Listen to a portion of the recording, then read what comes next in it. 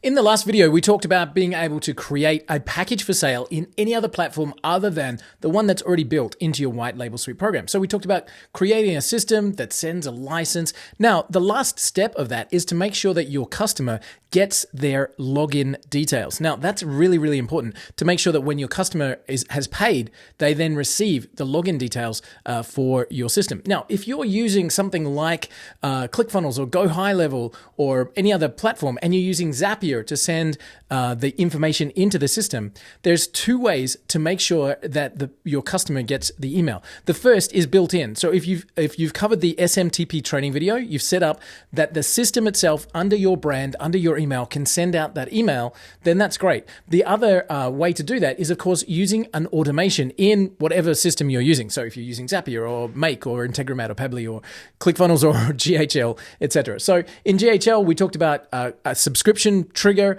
that fires the webhook. The other part then is there to send an email with that license information. So now you've got the login and the password that you would send to your client so that they can log in. Now, if you set up, here's the important piece. If you set up the license email to be sent via your own automation, make sure to come in to your white label suite system and turn your email sending off. Just like that, because otherwise your customer will get it twice. So you want to make sure that you're turning that off.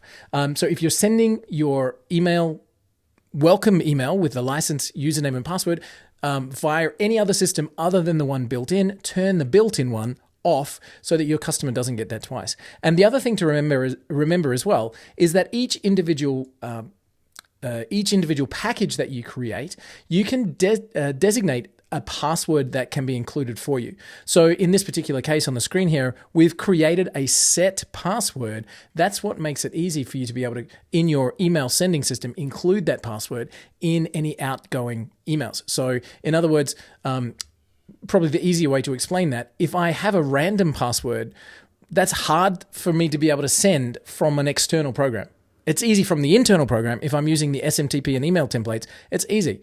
But if I'm using an external program, then I'm going to want to make sure I've got a standard password so that I can include that in my outbound emails within that other platform.